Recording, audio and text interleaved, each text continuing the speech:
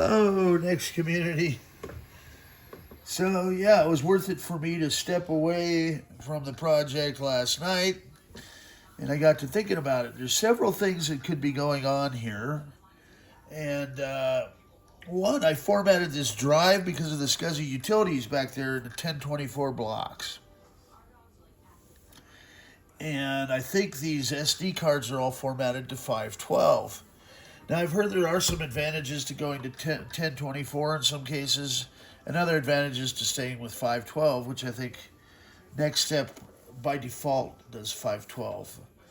And so as a result, I think that's what was causing the issues. Now, I was trying to run a command to start the install without a boot floppy, and that's what was leading to frustration. It is a standard command and does work with some CD-ROM drives. And it's just, you type in BSD parentheses, then the number of your CD-ROM drive. I usually set it to 6. 6 is kind of a standard SCSI setting for a lot of CD-ROMs out there. For installation and stuff on multiple platforms. So you do the BSD, which means boot SCSI disk, parentheses, 6, 0, 0, parentheses, and then you type in SD mock. So that's like SCSI device and MACH. Right after the parentheses, you have a space. Then you're going to type in root dev, ROOTDEV, equals, and then SD6A, and press enter. And what that does is it bypasses the floppy boot install in most cases, unless it's me doing the install, and then all hell breaks loose, apparently. So, by finding a boot floppy, and any next boot floppy for next computers, this is the one for 3.0, on up to 4.2, will work with any version of Next Step, right? And so it'll say Next Step, in this case, ooh, that was a good save. It says for Intel processors and next computers. So after version 3.2, they went to what's called fat binary. So both platforms are supported. And because I have the CD drive mounted internally, usually you can just do an eject, which ejects the CD out of the front of this, because I've got my little custom Pioneer DVD CD. And in my case, as I say, for you it would probably work, but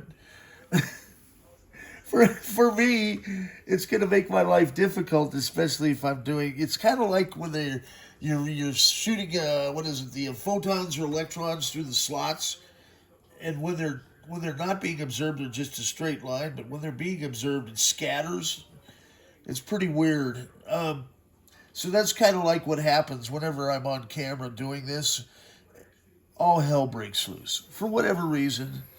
But like Steve Jobs said, it wouldn't be a live demo unless something went haywire or something to that effect. I'm not sure if he used the term haywire. Probably more like screw-ups like Bozo Rob. So I heard the CD-ROMs fire up, and because it's not letting me eject it the normal way from the operating system for whatever reason, it could be, they changed some stuff in OpenStep. I don't know what went on there, but a few things changed, and maybe that's it. You know, they removed commands and files and things like that. I don't know, maybe disgruntled people towards the end. It's hard to say. But I am very happy with my mounting bracket. These look sharp. So that's going to be for my little RP2040 cards. So, in order to get Sean's system out the door today, I just wanted to show that I'm not a complete nutball. And of course, let me guess, the mouse won't work because it's me. Fortunately, I have a backup mouse. And, we've also got the Quokkas. So if all else fails, I can hook up a Quokka, which is USB keyboards and mice to next computers. So I'm basically showing you every which way not to do stuff so you guys can learn from this. Or just copy what I do and it will work for you. I swear to God, I don't know what goes on here some days. Okay, so by simply plugging in, this mouse decides that it likes me. I'm going to guess what happens with these Mises.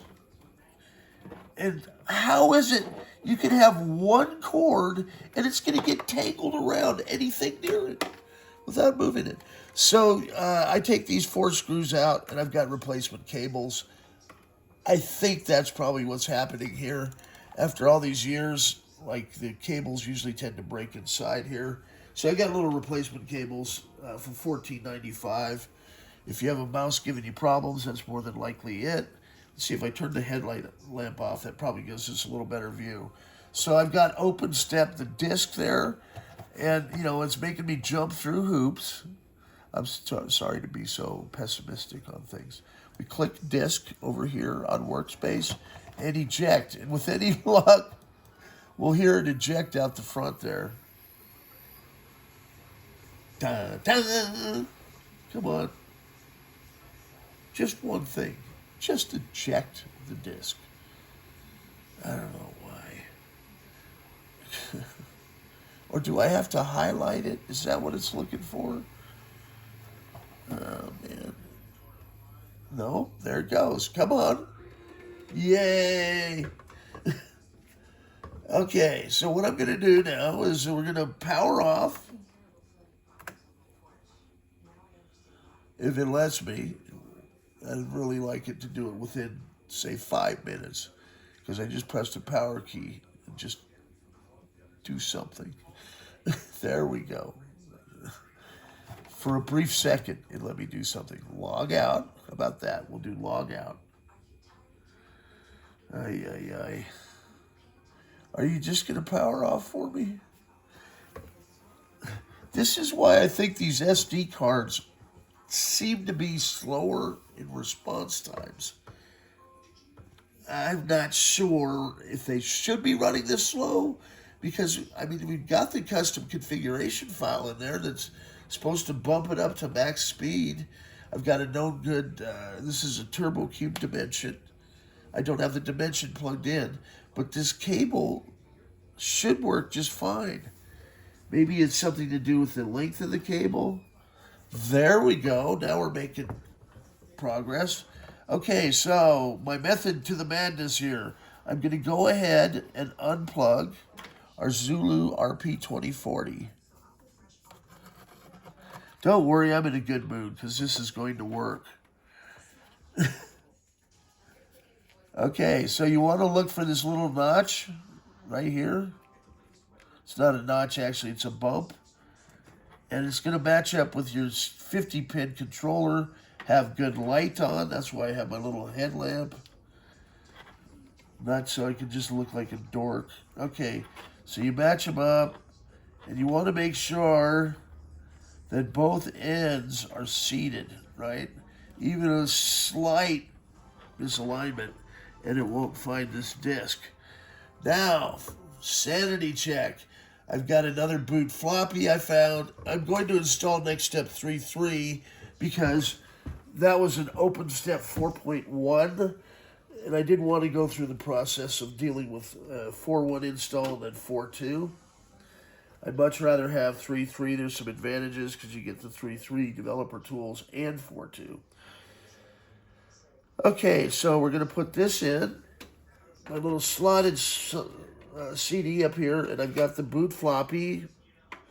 I did a combo floppy for him. We're going to power up. Okay. Now, with any luck, we're going to hear the CD-ROM fire up, and we've got the floppy in place.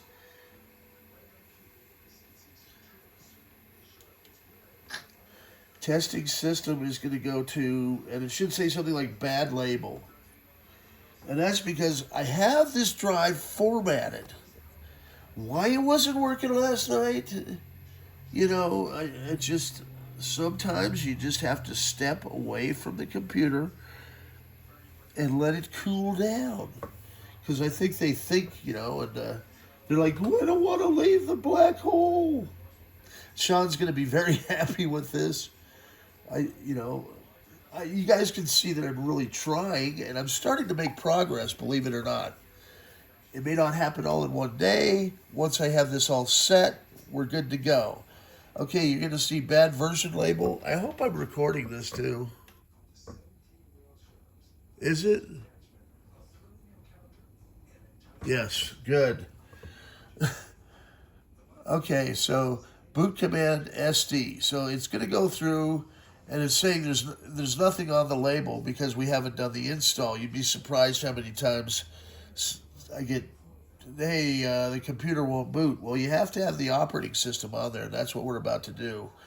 So since my command did not work for whatever reason, I have that boot floppy, and the key here is to type in BFD, which is big friggin' deal. No, it's boot floppy disk. BFD. Sanity check. Now it's going to say something like bad magic. Why couldn't it be good magic when it finds the CD-ROM drive? Searching for the CD. We should hear the CD fire up momentarily. It's set to 1, which is going to be okay, but it should be actually 6. I think we're going to be all right. There it goes. I think we're in business. Okay, so we want to see the Sony floppy's good, the Quantum Fireball's good, and you want the hard drive at a lower SCSI ID than your CD-ROM, or else once it gets finished installing, it's going to confuse it. CD-ROM is set higher to 1, so any number, if your hard drive 0, any number 1 through 6 will work, and that's done with little jumpers on there. So we're going to go ahead and install in English, but you can also do French, and it looks like German, Italian. I'm not sure. Swedish probably, I think, is one of them. And good question. There's Spanish, French, German, Italian, and Swedish. Okay, so to do that, we type in 1, press enter. This install program is really slick. So, with any luck, it's going to find our startup disk that's formatted. You have to format it first, low-level format. And that's what I did over there with the Hiron CD. And so it says Quantum Fireball. That's important. You want to have a 2 gigabyte or less. It will do a 4 gig or even up to a 9 gig drive, but it puts a bunch of hidden partitions. So it's like Snow White and the Seven Dwarfs partition. The reason is they never thought there was going to be anything above a 2 gigabyte drive. So that's one of the bottlenecks that we've had in Next Step or OpenStep. So if you do an install on a larger drive, it works fine until you have a hard shutdown. Then it comes back, and when it needs to run the old utility check disk, which is a self-healing process, it doesn't understand the disk drive geometries because it's out of bounds, right? So it's like it's looking for a 2 gig or less disk, and you've just thrown in a terabit. So, it's not going to happen. It will maybe on the initial install, but on the reboot, you're hosed. Now, I think there's a way actually in like Partition Magic, or there's some other ones where you can format it to maybe just have the initial 2 gig and ignore the rest. That might work. Okay, so 1 to install Next Step, or 2 for advanced installation options. And I think 2 would give you the options if you had multiple partitions on one disk. that would be interesting to try and see if it would be possible to do a next step maybe on the first 2 gig and open step on the second 2 gig. But then you'd have to figure out a way to toggle between them. But that might be something I'll tinker with in the future. After 32 years, I am still learning.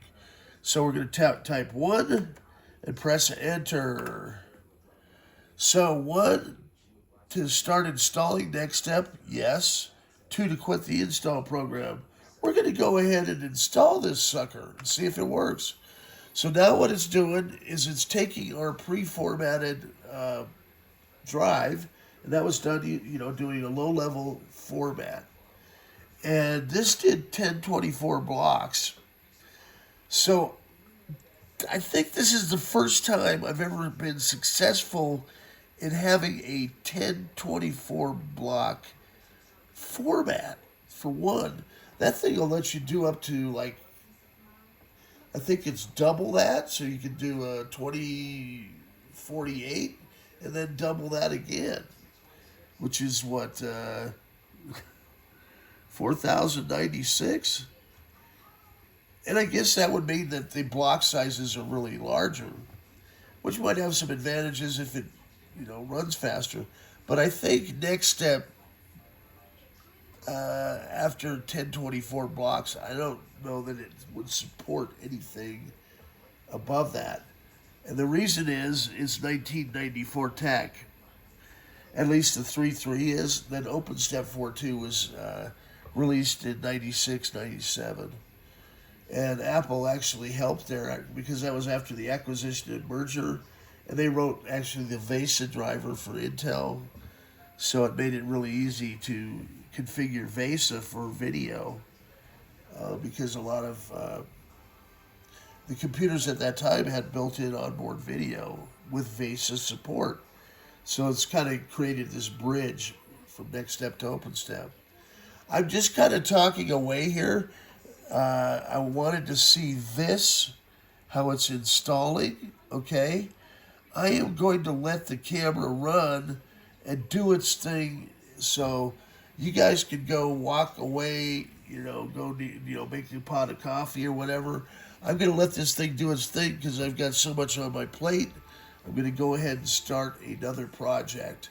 I've got to create some mounting brackets on my 3D printer over here. And this is going pretty quick, actually. So it may only take, at this rate, maybe 5 or 10 minutes to get over here. Then you click, restart, and you might have to click another button to let it go, and it installs all the packages. But this is huge because I wanted to maybe have him be able to see a 2 gig clean installation. So I may just do next step and the Y2K patches and not the developer. And so Sean can tinker with this. I know Bill's getting stoked for his system as well. And I'm going to get on that one right after this one. I've really got to get this area more organized so I can set up multiple systems. I do have the 2 Intel boxes down at the other end. My KVM switch, they say, should be delivered anytime, which will be fantastic because that saves on a lot of real estate over there. I feel like I'm getting painted into a corner with all this stuff, so it's time to sell a bunch more and get my existing orders out the door. Great. And so, finding out all I need is a referral from a doctor. Why couldn't they have done this like months ago? You need a referral because we're moving operations over to St. Anthony. And St. Anthony doesn't take St. Joe's insurance for your hip replacement. How hard would that have been? Just go to your primary doctor and ask for a referral for this. I've done referrals before, but the problem is sometimes they're ignored for up to a year. After a year, a guy was like, I got your referral from Kaiser. So that kind of tells you a little bit about the scheduling and stuff. Me, I need to get on a better timeline for this. I'm just going to talk because we're already about 2/3 of the way there, and I just want to monitor just in case this thing's going to go haywire right at the end, the way things go. Then I won't be stymied on moving on to the next step, so to speak. And at this point, I can take a little cat nap for a minute. But you guys enjoy hearing me talk so much, I'll just keep going. So I'm trying to think what else might be interesting in the world of Next and history of Next. Um, so yes, our little Quokka, I need to get him fired up. And this was quite a task. And I sent a couple of them to Brian Archer. Brian's just this amazing engineer that created the third-party sound card. He's like, oh yeah, these guys did a fantastic job. And there is a lot of detail and work in this. They did a really nice job. So you can probably see here Quokka next. And so the idea now is you've got USB mouse and keyboard support. And then it goes, your ADB plugs into the sound card either in the back of the monitor or in the back of a sound box. So you have USB, you don't have to chase down original Next hardware because we also have one for ADB support, which is pretty neat. Now, ADB was only supported on the very last version of the ROM chip, like the one I have, I burned for Sean in his Turbo Cube here. And I've been talking about this system for about a month or two. I was just waiting for all the components to come in and the stars to align, I guess, correctly. And then, of course, when I got sidetracked on adding this hard drive in, it normally is easy, but as I say, it's me. You may have heard the floppy disk kick out. Hard disk is ready to be the startup disk. We're going to press return, okay? And what it's going to do now is go back through. I'm just going to go ahead and let her rip tater chip on all the packages. And one thing I can do that I should have, before I walk back here, is grab one of the Y2K patch CDs for 3.3, because this is going to go fairly quickly, I think. It seems like it maybe is running a little faster at 1024. It would be cool to run a bench. We've got a couple bench testing tools. A bench testing tool kind of lets you know the speed and performance of a drive versus drive situation. So you can see that we've got the Quantum Fireball. Next Step 3.3 is mounted.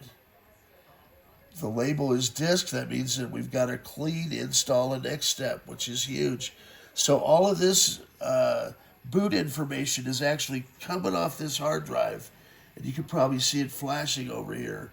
That's great. We have all the basic stuff installed for Next Step. I could ship it this way without all the packages, and it would still run fine. But we might as well install everything for him because, you might need to use Swedish and stuff like that.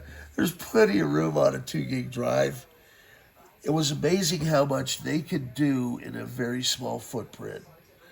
I mean, we're talking, you can install 50 applications on a 2 gig drive and still have room to run them all without getting into swap file problems. And so Next has a little 16 megabit swap file area. So this lists all of our packages, okay? And when you do a build disk, it's kind of neat because it installs both the user, developer, and Y2K patches all at the same time. Okay, I was just looking for the cursor. And I'm going to scroll down to make sure we have everything checked. If that all looks good to me, I'm going to go ahead and click install. It says it takes 400 megabit. We have 2 gig. So, yeah, this is a nice quiet drive for him. I'm sure he's going to be happy with that. Some of them are really noisy, and that's because the spindles in there and everything else, the lubrication may have dried up, or they were dropped at some point. And so things are slightly out of alignment on the platters. We've torn some down just to have fun and take the magnets out of them that weren't working, and making horrendous noises. I actually had about 7 or 8 of them set up one time, and I was DJing them.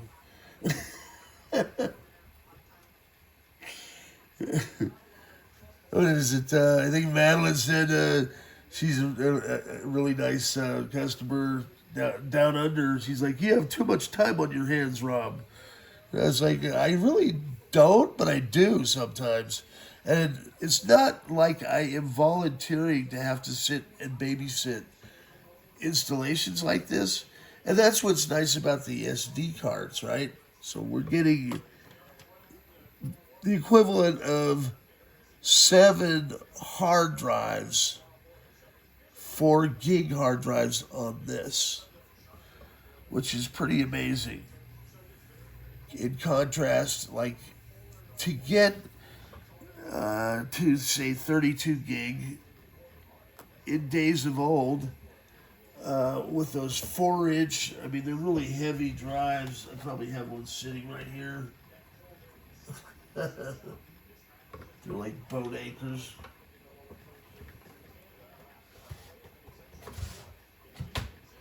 So this is like a next full height optical drive.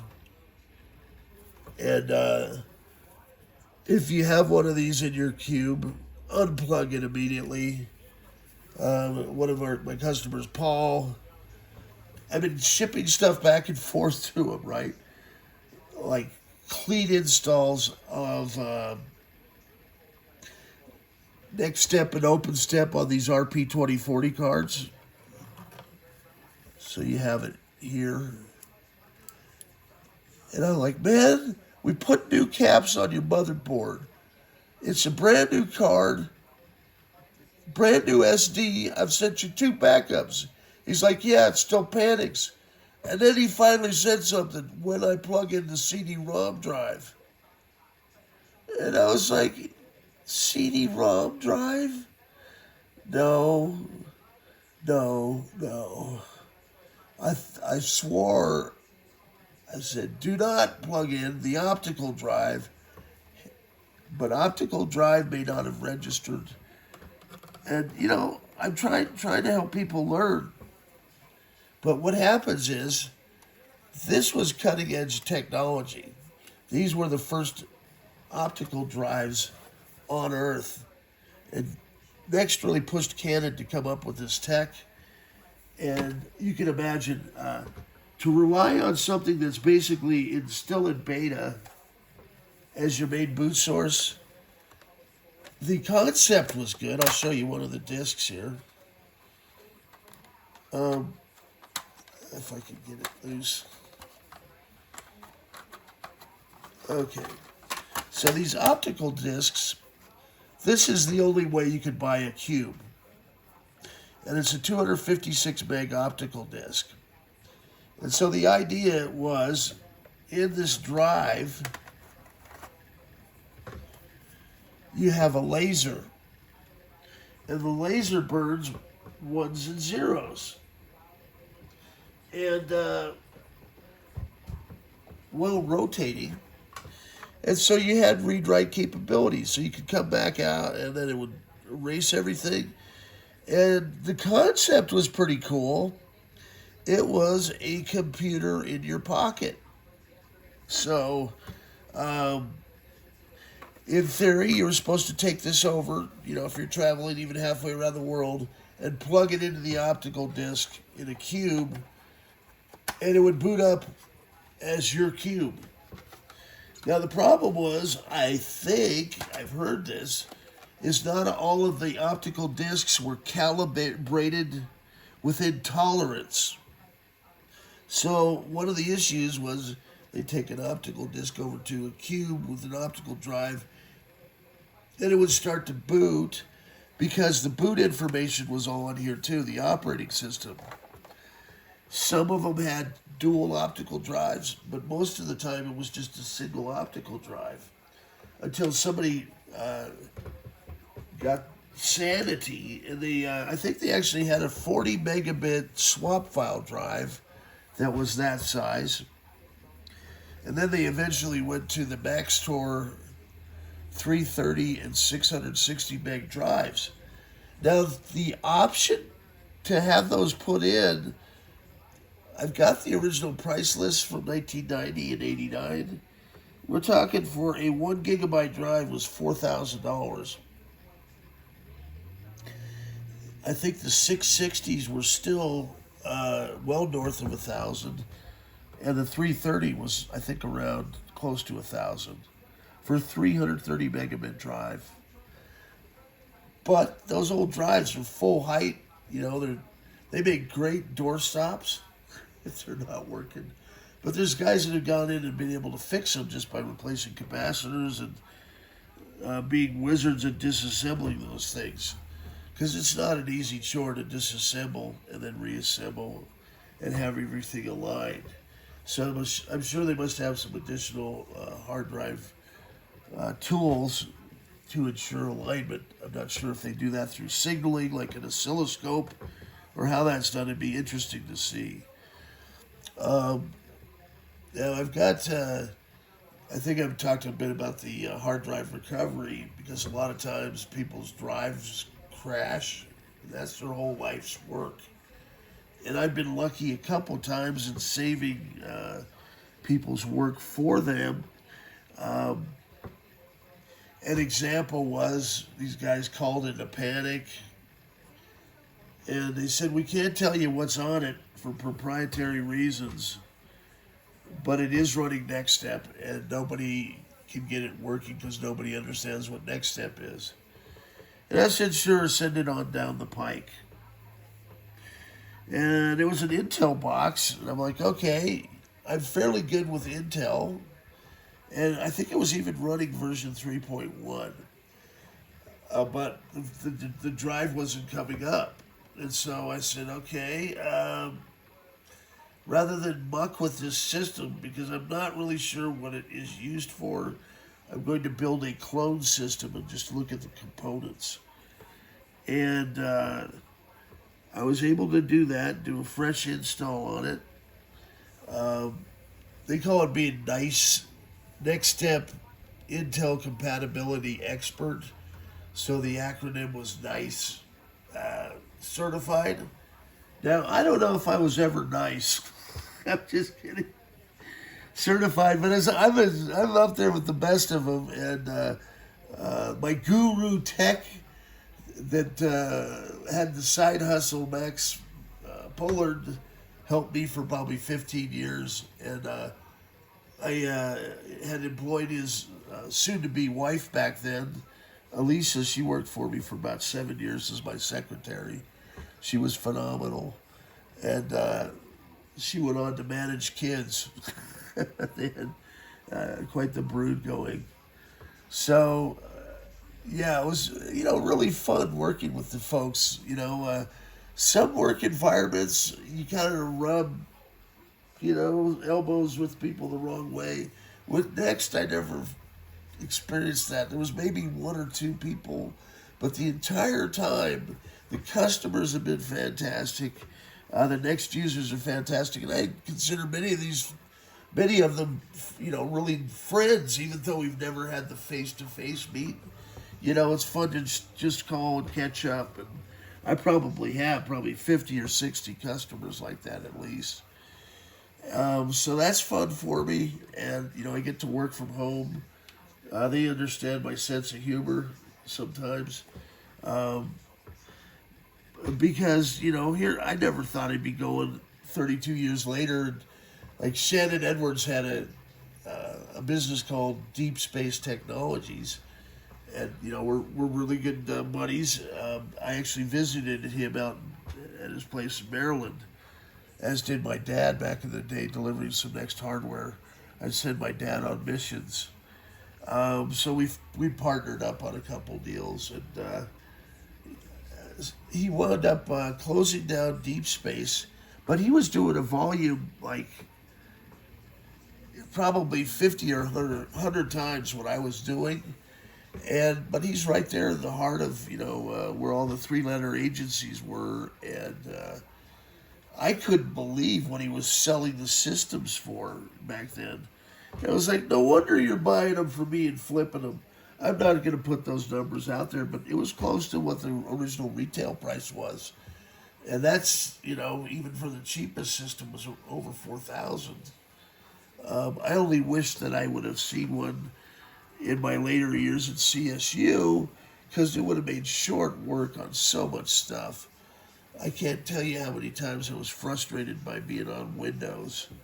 And I knew there had to be a better system, and as soon as I graduated, that was the first job I interviewed for was Alembic Systems, Alembic,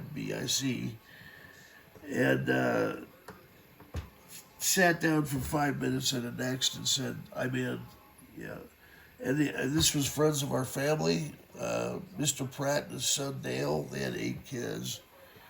The Pratts did. Dale was kind of a dick, to be honest.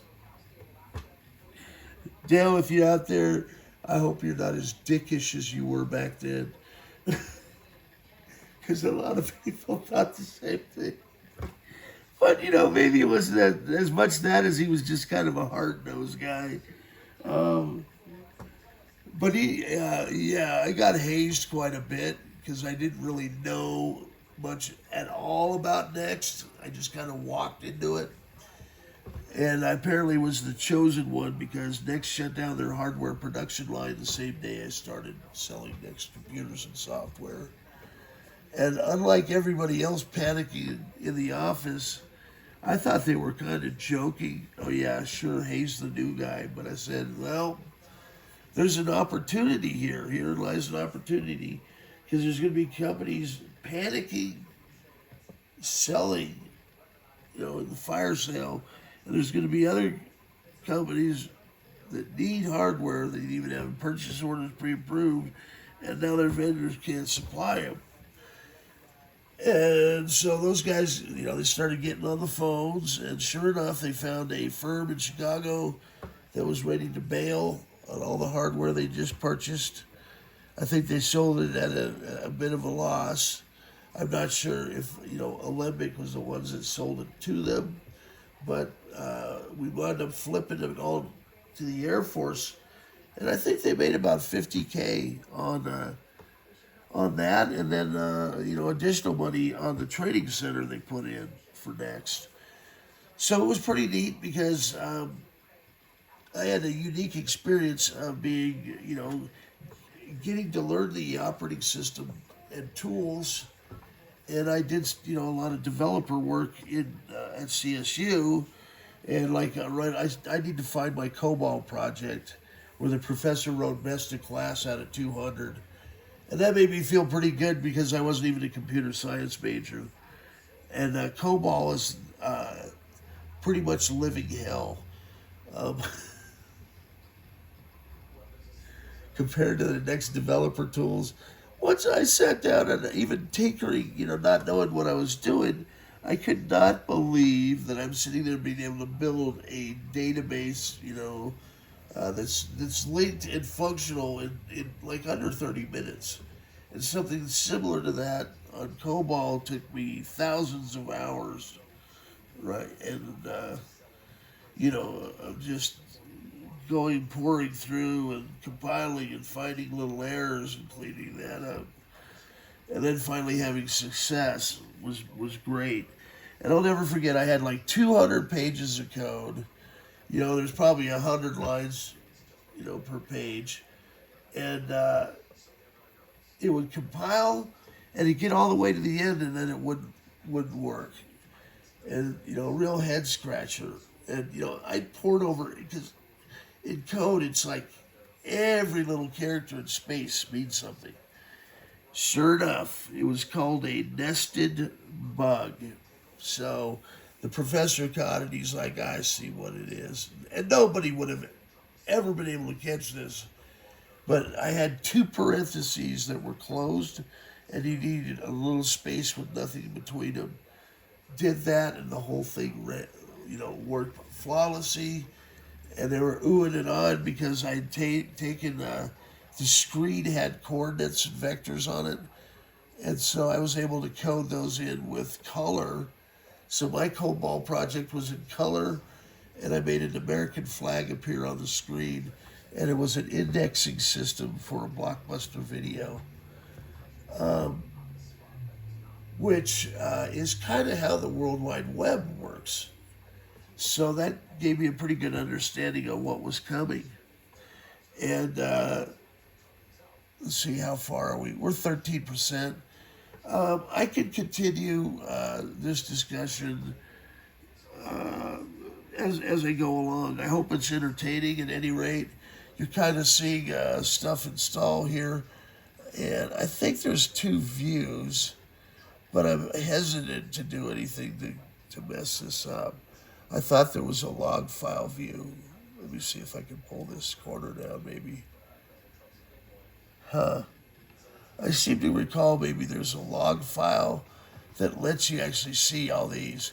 But I guess you see them up here, which is fine. So, I hope you all are entertained. Hey, for me, it's great to see some success after hours of not necessarily being unsuccessful, just being trying to work your way through and troubleshoot. And sometimes if you take a step back, you can find that solution that'll come to you. I have some of my best ideas happen at 4 in the morning, and I have to get up and come down here. So, that being said, stay tuned. More fun stuff to come from the black hole. And maybe this would be a good sleep video. I don't know.